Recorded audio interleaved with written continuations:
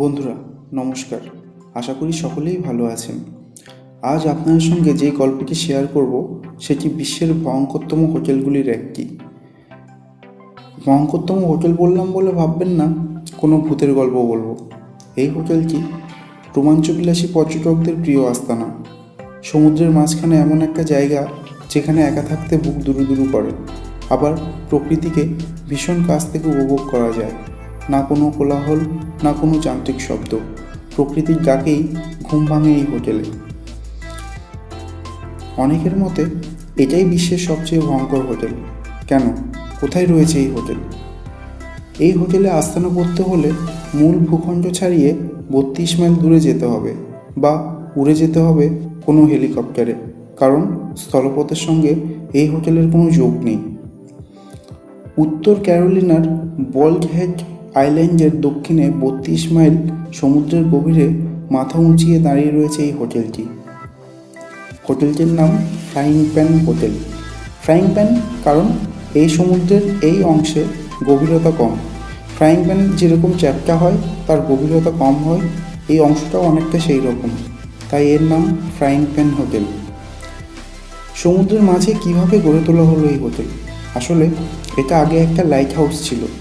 আমেরিকার কোস্ট গার্ডরা এই light house ব্যবহার করতেন। 1854 সালে জাহাজকে দুর্ঘটনার হাত থেকে রক্ষা করার জন্য এই লাইট হাউস গড়ে তোলা হয়েছিল। 1960 সালে নতুন করে এই লাইট হাউসের মেরামতি করা হয়, লোহার কাঠামো সরিয়ে স্টিলের কাঠামো দেওয়া হয়।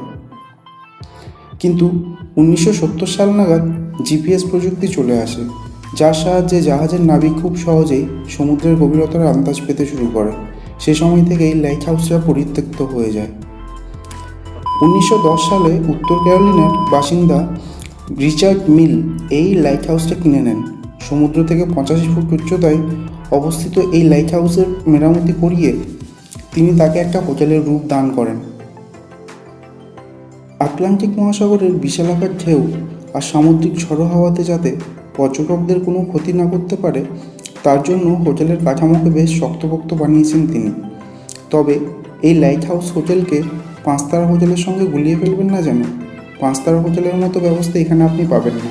তবে আকাশে কাঁচের টুকরোর মতো তারা ছড়িয়ে থাকা নির্জন পরিবেশে সমুদ্রের ডাক যে কোনো রোমাঞ্চপ্রিয় পর্যটককে মুগ্ধ করবে। এই হোটেলে পর্যটক নিজস্ব বোটে আসতে পারেন, বা হোটেল কর্তৃপক্ষ নিকটবর্তী আইল্যান্ড থেকে তাকে নিজস্ব স্পিড বোটে নিয়ে আসতে পারে, কিংবা কেউ চাইলে হোটেল কর্তৃপক্ষের হেলিকপ্টারেও উড়ে আসতে পারেন, তবে তাদের খরচ আরও খানিকটা বেশি পড়বে। হোটেলের মোট 8টি রুম রয়েছে।